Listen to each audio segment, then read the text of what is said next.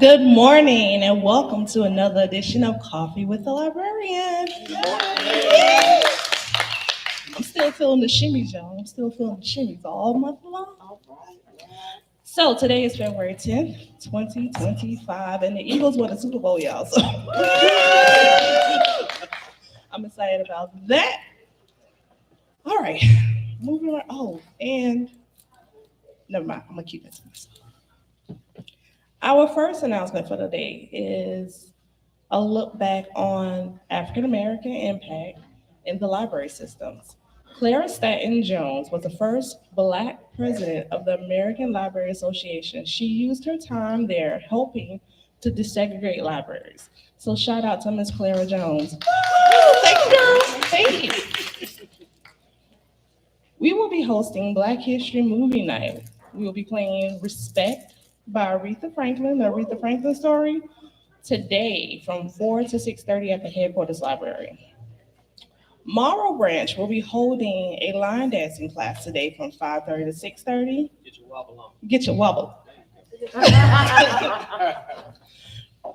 We will also be having blind date with a banned book all week long here at the headquarters library. So the books are pre-wrapped. You just open a little heart, see if it's talking about what you want to talk about, and check out the book. Valentine's Arts and Crafts is on February 14th from 10 a.m. to 5 p.m. So all day at the Library Branch on February 14th. And that is our announcements for the day. And I'm going to turn it over to our awesome, fabulous, my director, y'all Director Scott Parham. Good morning. How's everybody? Good morning, Director. Hello. Thank you, everyone, for tuning in once again to Coffee with the Librarian. I'm Scott Parham. I am the Director for the Clayton County Library System. And for those faithful attendees and those online, you know how this goes. We bring people in who are dynamic, who have information that can benefit you as a citizen of Clayton County and in the larger community. And it's no different today. We've got a dynamic person with us this morning. He's going to be talking about an initiative. He's going to be giving us a lot of great information about what he's doing.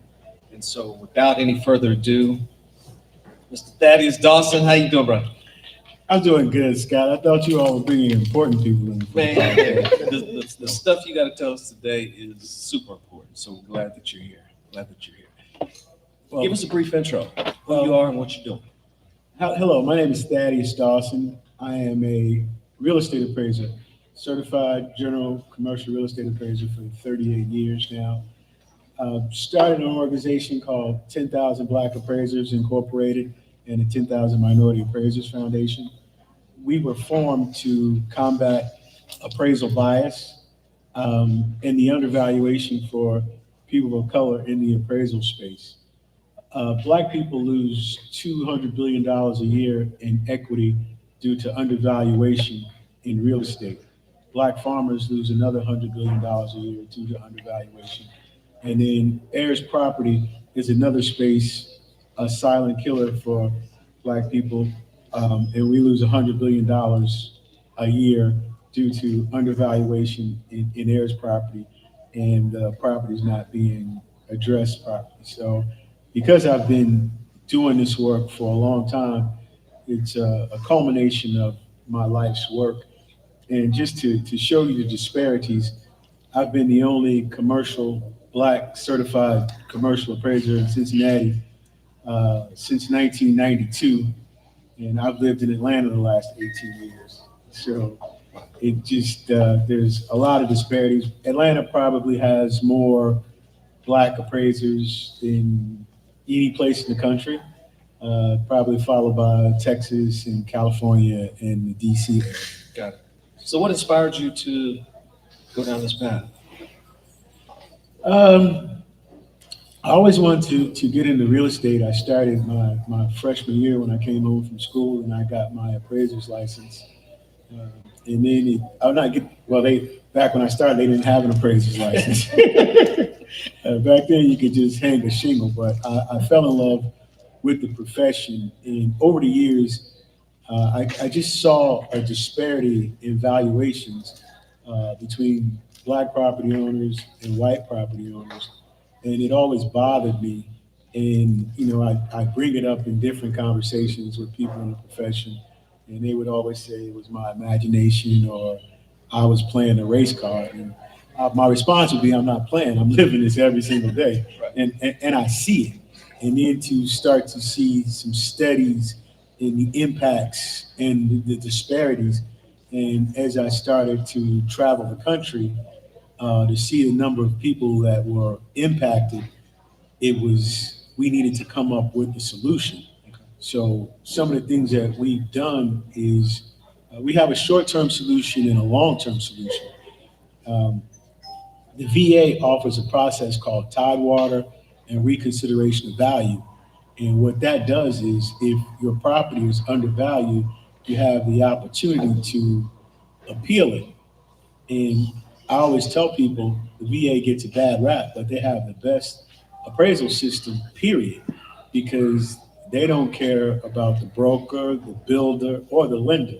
Their number one priority is the veteran. Right. So they want to make sure the veteran is taken care of, and they do a really good job. So if the other governmental agencies took the same care and diligence to protect the consumers, we would be in a lot better position.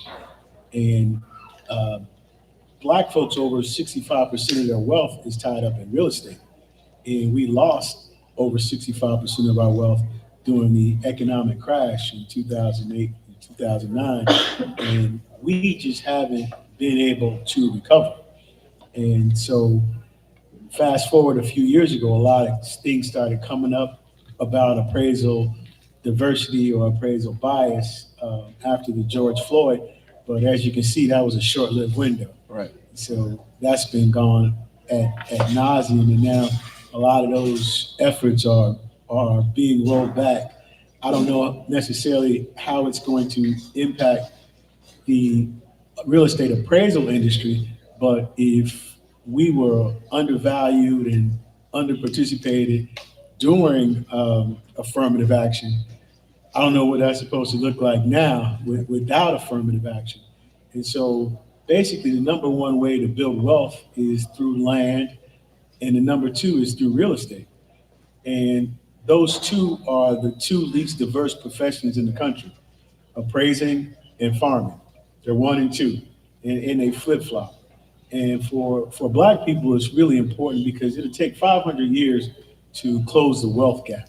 So I don't really believe that closing the wealth gap or monetary wealth should be our goal. Our goal should be life maximization and get the best out of what we can and improve our quality of life. And first and foremost, with the way food prices are right now, we need food security. Chickens. Exactly. So farming really is a great opportunity for us to get back to the land, improve our wealth, and improve our health. I was at a conference last week and they had a thing called pharmacy, FARMACY, improving our health through the quality of our food. So that's where we need to be focusing on agriculture. And it's an opportunity to do affordable housing as well, because if we can do rural developments, right now, there's a shortage of housing stock. And based on the last housing crisis, residential real estate became an investment class. And so all the Wall Street money started buying up all of the real estate. So even now with interest rates going up, there is no availability or inventory. There's a little bit of a friction point, but typically when interest rates go up, prices go down. And now they're not really going down that far because there's not a whole lot of inventory. So the affordability of housing is very challenging right now. So again, you have an opportunity to do rural mixed use types of development. We've done a couple of things in the space, long-term and short-term solutions. This is a conversation, Scott, but I'm doing all the talking. That's part of it. You're the expert. I'm learning. In the short term, I talked about the VA's process. Since, I believe, September, October, Fannie Mae and Freddie Mac offer now reconsideration of value. Okay. The problem is nobody really knows how to do the reconsideration of value, and they put it back on the consumer. So we offer service to help you articulate the reconsideration of value, and so that's our for-profit. I was going to say, you keep mentioning we. Okay. Let's jump into the organizations that you're representing or have created to address some of these needs. 10,000 Black Appraisers Incorporated, that's 10KBA, is a for-profit appraisal management company, and we provide reconsideration of value services for the consumers and to help them. So you can go to, well, we're revamping our website now, so it should be back up and running, 10,000 Black Appraisers Incorporated, or .com, but our training organization is 10,000 Minority Appraisers Foundation, and that's 10KMA. We're rebranding that as well based on we were supposed to be in a position to get some funding, and I think we overreacted. Our funding got frozen, so we started trying to pivot and took down our 10,000 Minority Appraisers website, and we have our 10kma.org website now, and we're still working on some fixes in order to do that. So the short-term solution in the space is reconsideration of value. And the only time Black people get an overvaluation is with property taxes. We're overtaxed 13 to 15%. So in our reconsideration of value, we can also help you articulate your reconsideration of value for your property tax appeals as well. So we're able to do that. And you can go to our appraisal company, Dawson Valuation Group, here in Atlanta, and we're able to do that. But our long-term solution is training the next generation of appraisers, so we have a more inclusive environment. I said before, appraising in agriculture and farming are the two least diverse professions in the world. Well, over 65% of all real estate appraisers are over 50 years old, and less than 7% are under 35. And there's nobody coming to take those positions. So we have the first ever appraisal apprenticeship program in the country certified through the U.S. Department of Labor. And so we didn't get the funding that typically goes along with the program, but we are still rolling the program out here in Georgia and hopefully doing it this summer. And we're really excited to be able to do that, to make the impact long-term. So we're offering the reconsideration of value services in order to fund our program. Sure. And what we talked about in the agricultural space, in trying to, there's here in Atlanta, in East Point, is the Federation of Southern Co-ops. That's a large Black farmers organization.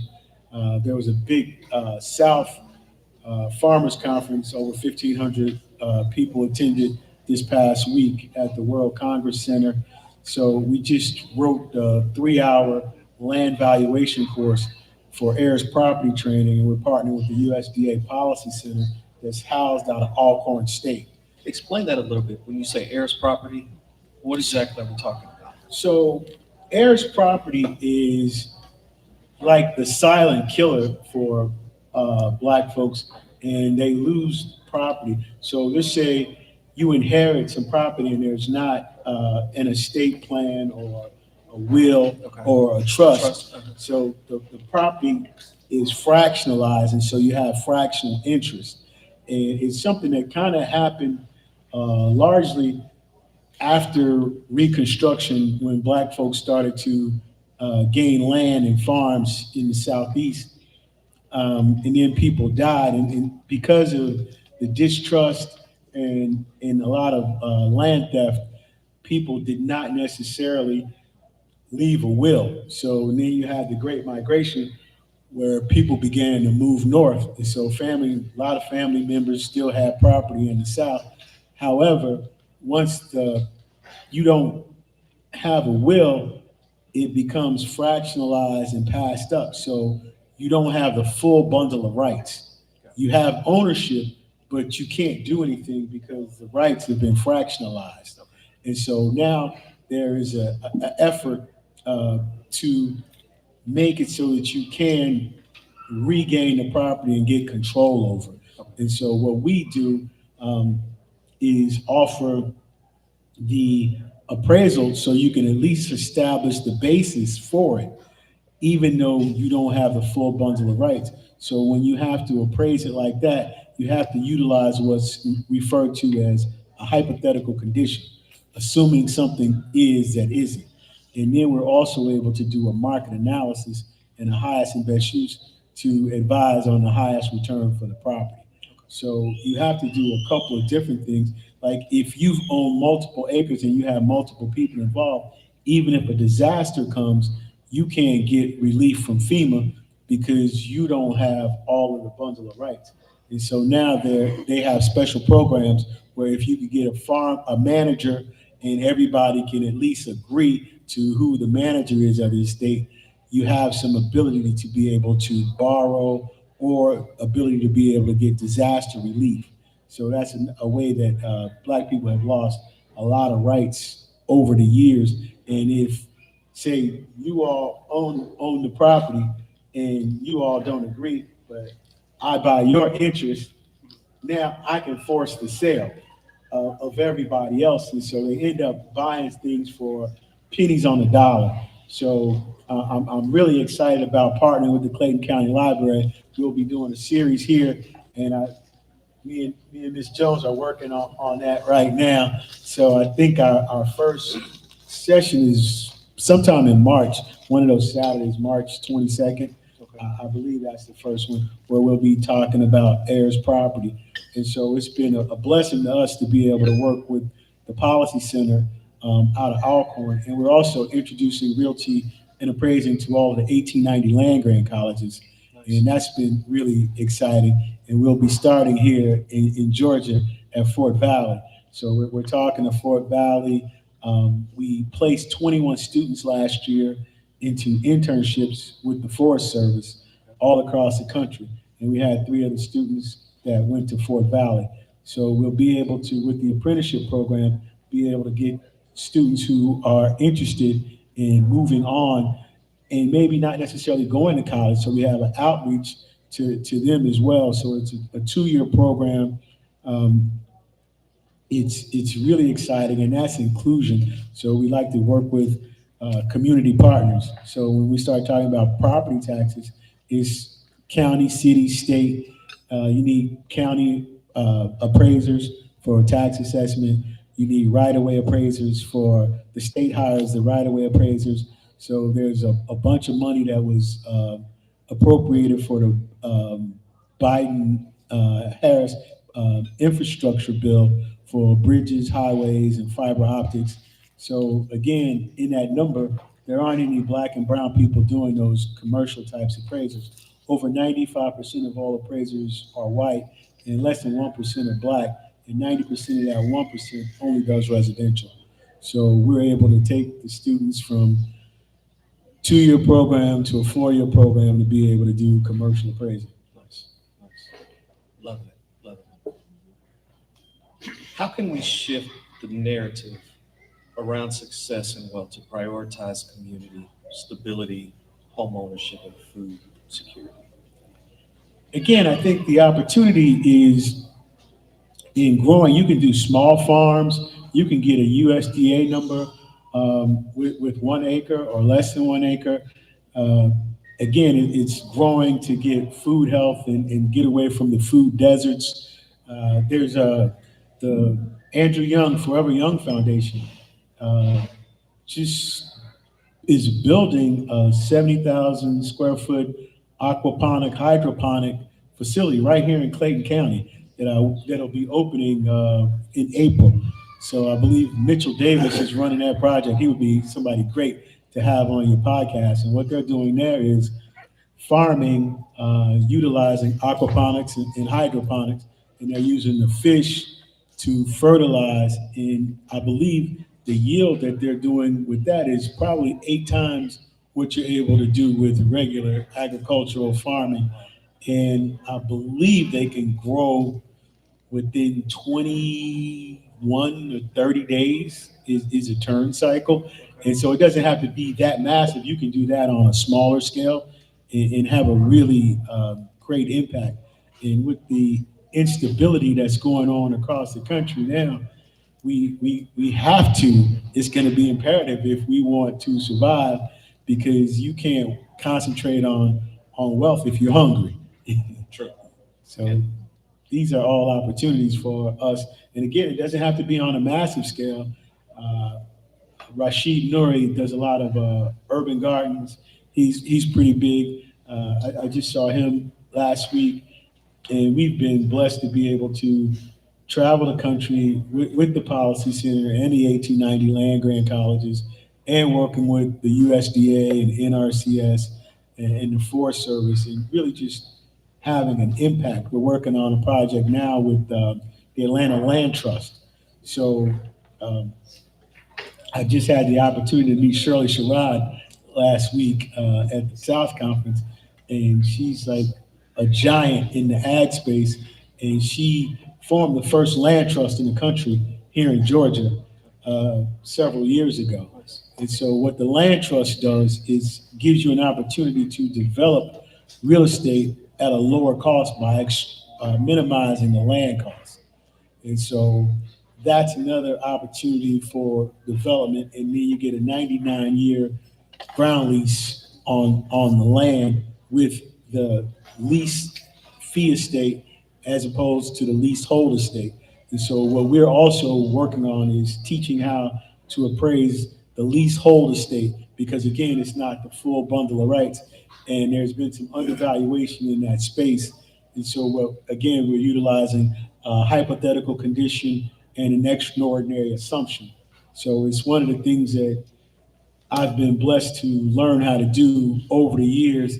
And it seems like all the highs and the lows and ups and downs that I've been through have prepared me for this moment. Nice, nice. You mentioned a moment ago that it would take 500 years to close the racial wealth gap. What are some steps that we could work toward now to help shorten that gap or diminish that gap? Again, you need money. We need money to survive, but we need food security and we need housing. So, and there is nobody coming to save us. So again, we have to be creative. Land trust is one opportunity. Working to affordable housing. So what that looks like, there's land here in Clayton County. We may need to go to more of a rural type of setting. We have that, and opportunities. So one of the things that we have also looked at is rural mixed-use development, tiny houses. You can hire a farm manager. You can pay HOA fees. The farm manager can develop the farming and the livestock, so you can get fresh farm to table foods based on paying the farm manager and the HOA fees. We have to get back to the land and looking out for one another and working together collectively. That is the only way that any of us will be able to survive. Nice. I didn't expect, and maybe some of the audience also, I knew about the appraisal, but then the agriculture part coming from that, it wasn't something that I expected. And I think you've hit on a few things that I've been hearing here in the county, going to commission meetings and hearing folks and the programs that we're doing. Property taxes, again, the reevaluation of property. And with your organization set up to help some of the residents, how do they contact you? Is it through the website, or is it? You get your website, give you my phone number, I can send the back signal. So it's Thaddaus Dawson, 678-933-1598. And our website is 10kma.org. 10kma.org.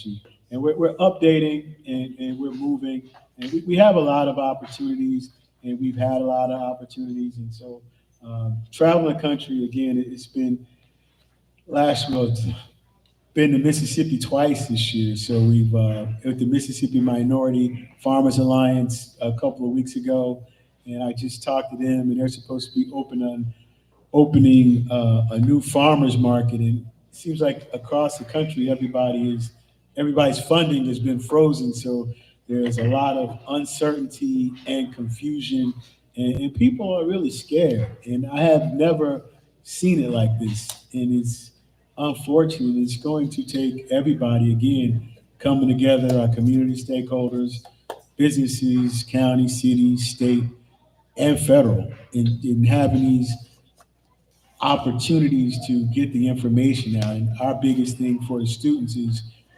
exposure.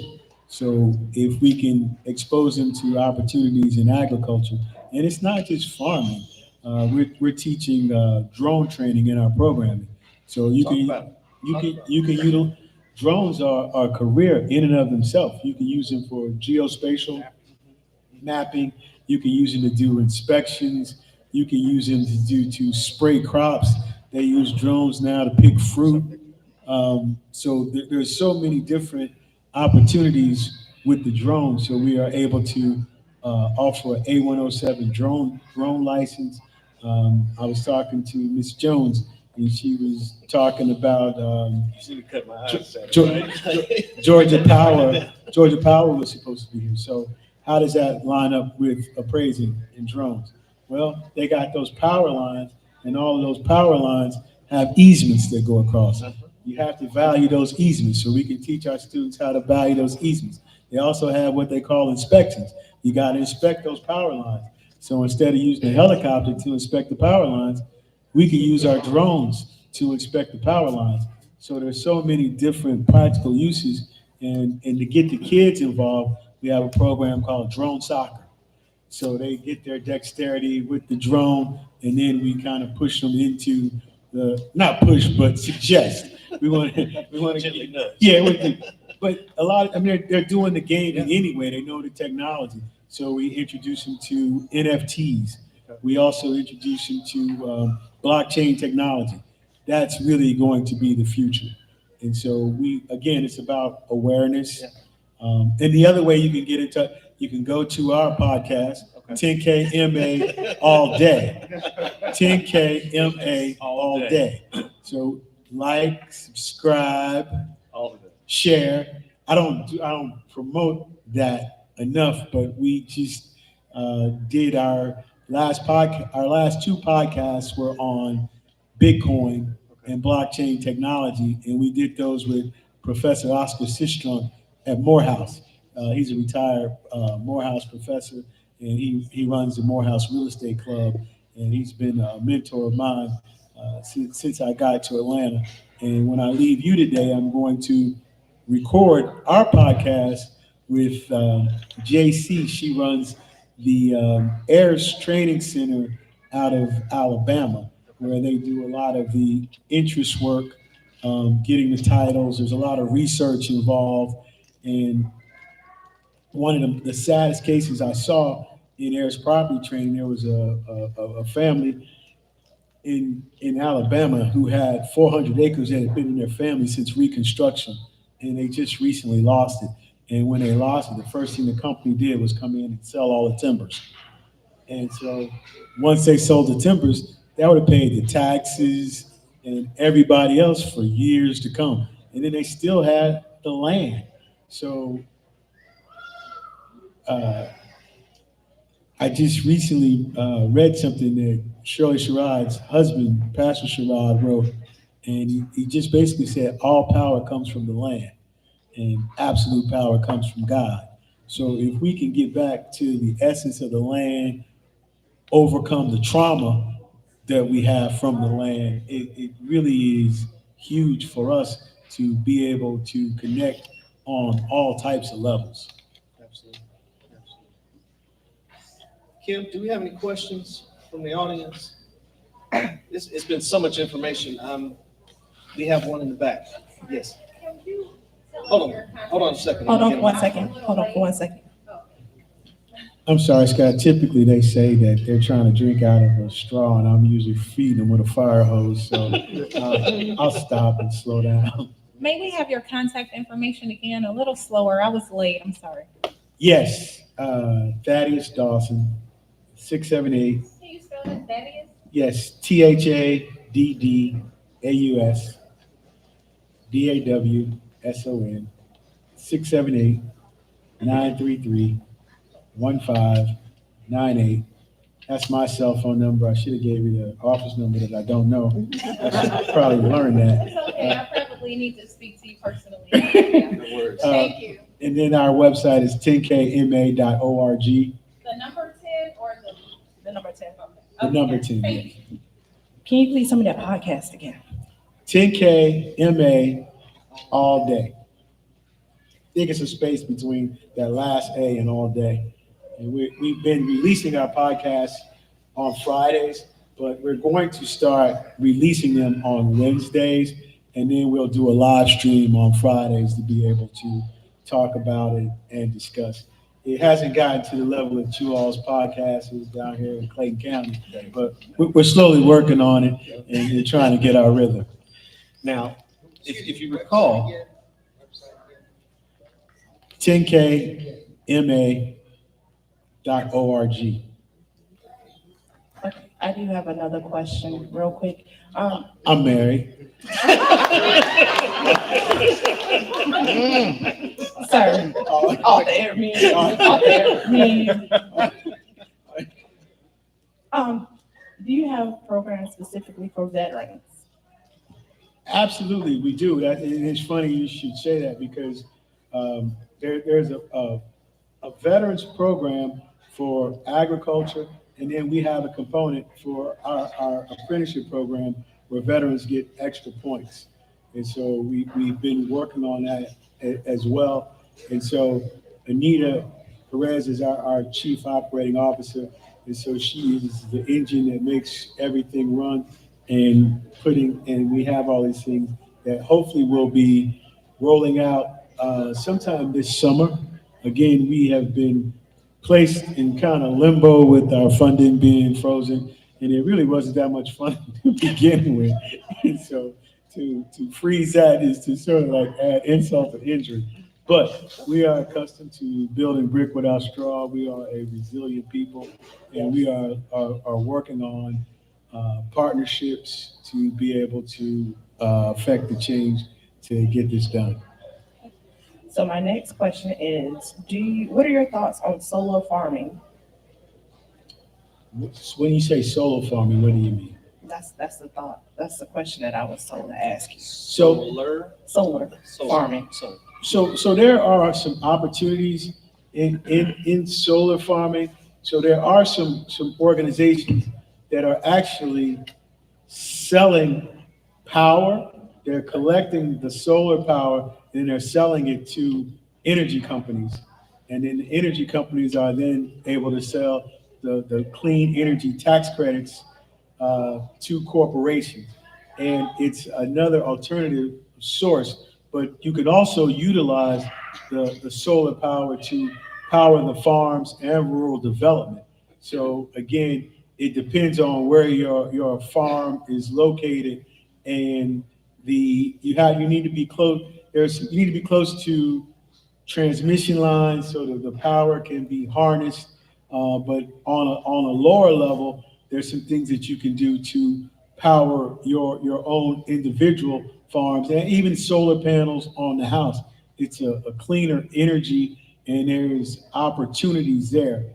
And the technology is there and available. And you can even have a dual purpose with some of the solar farms, because you can have the panels up high enough that where you can still grow something underneath. And so what I have seen is some of the solar companies offering long-term leases, 30, 40 years. And the only thing, and sometimes you can use it for a percentage, and sometimes the revenue that you generate from the solar can represent break even for you on the farm. The only thing that I recommend is that you take a really good look when you start looking at long-term leases, the bumps and the escalators, because what's good today might not be good 30 years from now, and you need to be able to put some accountability in there. Like in long-term leasing, sometimes it's attached to the consumer price index. So you need to have some bumps and escalators, or someplace where you can reevaluate it at a certain point to make sure that it's still a good and viable deal. Next question. My question is, my family grew up farming in our neighborhood, and a lot of our fruits and vegetables and stuff that we would get from the store had seeds. Now we go to the store, we have seedless almost everything.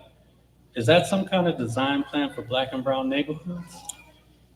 No, it's just technology in corporate farming.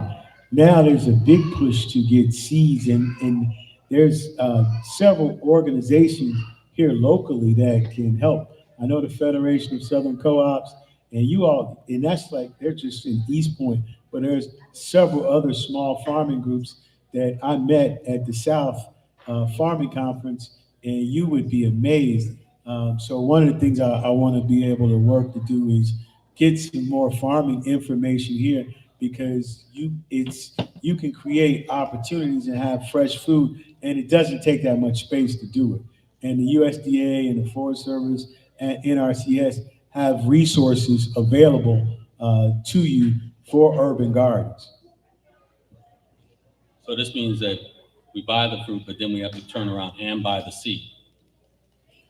Well, if you're trying to do some farming, you're gonna have to probably buy the seed, but they also have some programs I think that will help you with the seed. We have seed libraries at 3 or 4 of our library branches also. So Okay. we're a resource for acquiring seeds. Yes, we have a seed library here at the headquarters library as well. Thank you for that. Absolutely. We have more questions. Hold on, let me move through the crowd. Get your roller skates. I know, right? You asked my question already.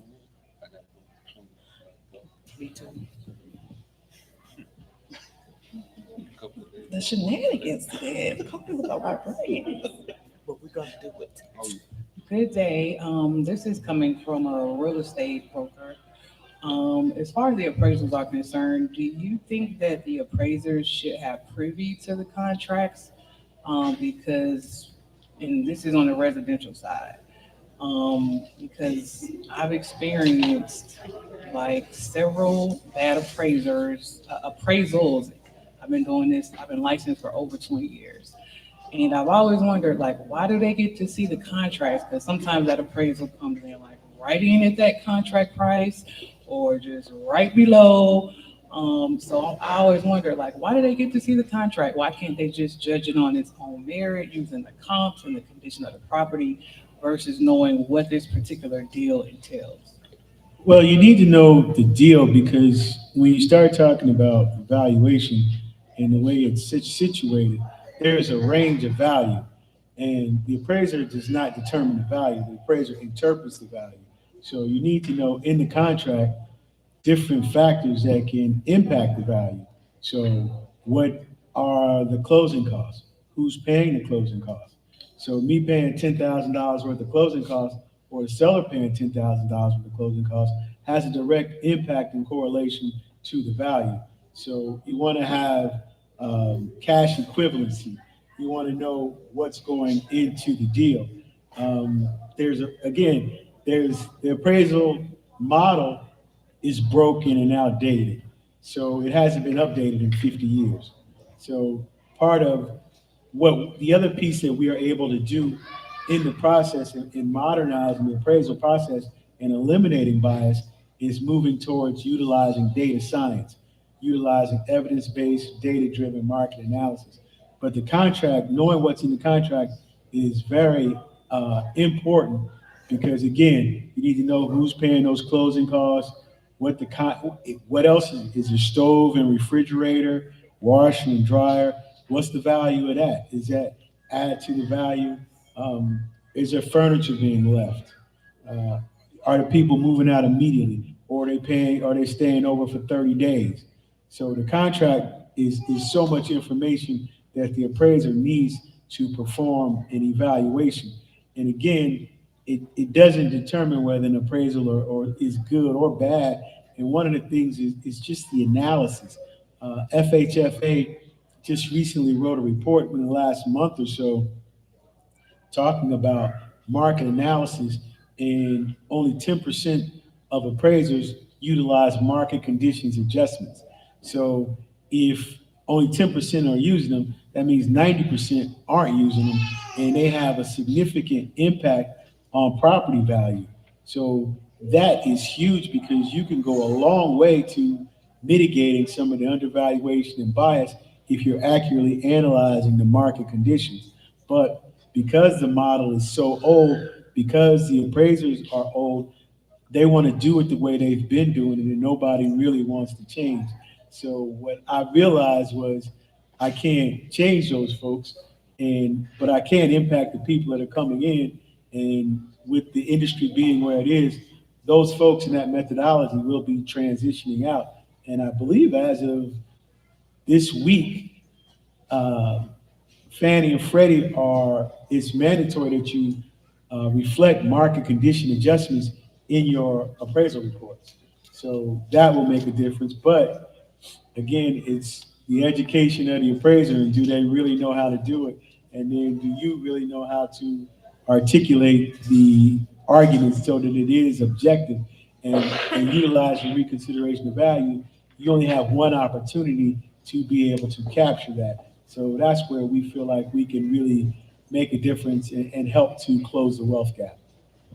Okay, next question. Okay, thank you. This is really interesting.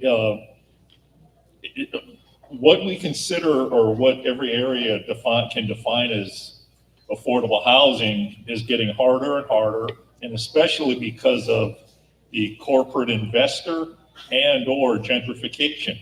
So I understand that the legacy wealth is being able to especially pass on property, and hopefully more so a family home. But as you were saying about market values and where we're going, it's what can you see being done to help the family or individual person to purchase a home as opposed to individual investors or investment groups coming in and then potentially driving up the overall cost of property? I'm really liking the land trust model now because it gives you an opportunity to buy a discount the land cost. So typically land cost is 20 to 30% of the property value. So that kind of helps with the affordability. But like you said, affordability is almost non-existent when property values have gone up 30, 40% and income has not gone up the same way. So it has been disproportionately impacting people of color. And it's unfortunate, but we've got to start working on it now. There's been other projects that I've seen in the past where the county or municipality may be able to offer a tax abatement, 15-year tax abatement to bring down and mitigate the land and development costs as well. So there's a lot of different strategies, and it's going to take, like I said, everybody coming together to work these strategies in order to come up with some outcomes that are tangible and measurable. Okay, our last two questions. So as an agent, your organization is someone we can contact if a dispute does arise? Oh, absolutely. And what does that time frame look like? And is it something that's feasible is it something that would be at a cost to the buyer or seller in the case of residential real estate? In residential real estate, it would be at the cost of whoever would like to engage us. So typically, in the reconsideration of value, it would be the homeowner who would be engaging us. And if there's a discrepancy between the buyer and seller, I mean, the agent can reach out to us. Whoever has the appraisal and access to the appraisal, but typically that's going to be the borrower who has the access to the appraisal, and the buyer and the seller typically either negotiate where the buyer can put more money down or the seller can come down in the sales price in order to make the transaction work. But again, it's a meeting of the minds, and sometimes we can be the objective third party because I've seen a lot of sensationalism in the buyer space, and you have everybody but appraisers doing the reconsiderations of value, but the appraiser has to follow uniform standards of professional appraisal practice where the realtors don't and other people don't and don't have the ability to articulate the argument objectively. Did I answer your question? Yes, sir, you did. Okay. Okay, our last set of questions real quick.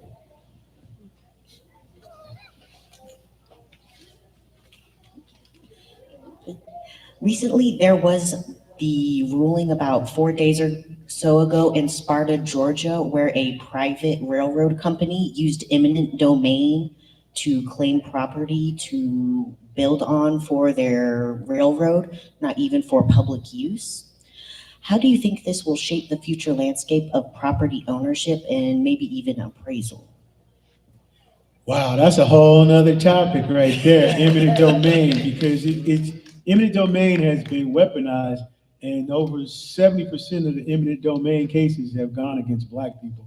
They don't utilize eminent domain for white folks, and that's historically. And right now, not just in Sparta, there's a big thing, the Geechee land down in Georgia. It's like 2,100 or 21,000 acre resort that was owned by Black people that the federal government came and took in the 40s, and they were supposed to return it, and they returned it to the county. Now it's a conservation. It's the it's the big wildlife refuge.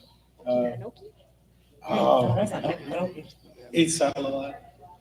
I had to answer the next time I come back. And also right now, in going out west, past Douglasville, what's that? No, before you get to Alabama, it's exclusive. Carrollton County School System.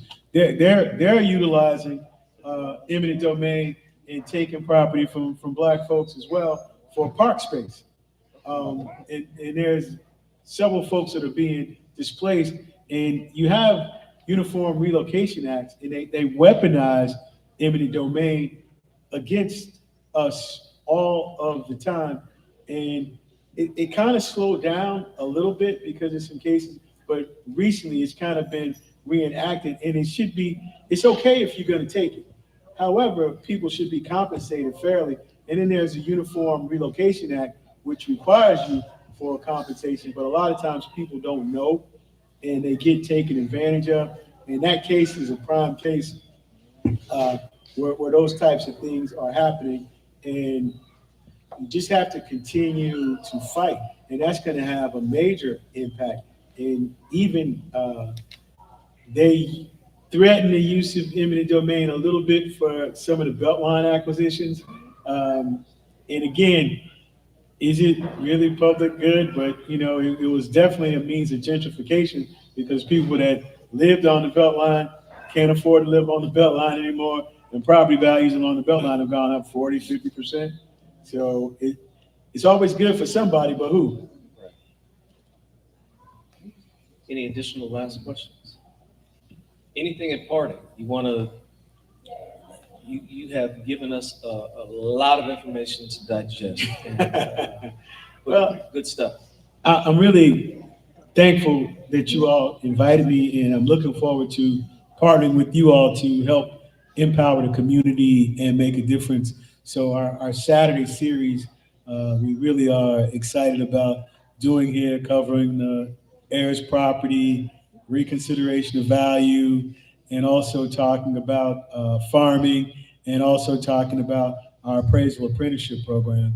And so that's the one I'm super excited about, the appraisal apprenticeship program, and creating opportunities and careers in farming, agriculture, and appraising. And there's all kind of different little offshoots to that. Man, I can't wait.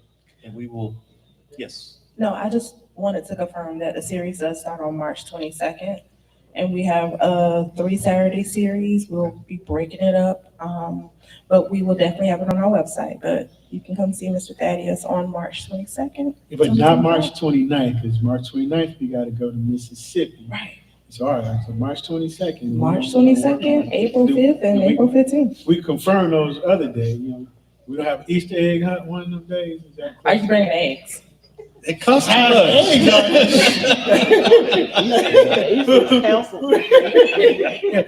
Well, they canceled Black History Month. We might have to cancel Easter this year because of the cost of eggs.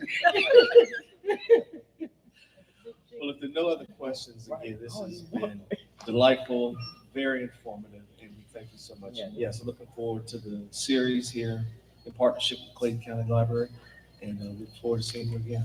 Thank you so much for having me, and I really appreciate being here. As always, in parting, thank you so much for enjoying a little time with us. And for Black History Month, we will be filming a episode of Coffee with the Librarian each Monday for the month of February. So stay tuned, and we will have publicized who the next guests are very shortly.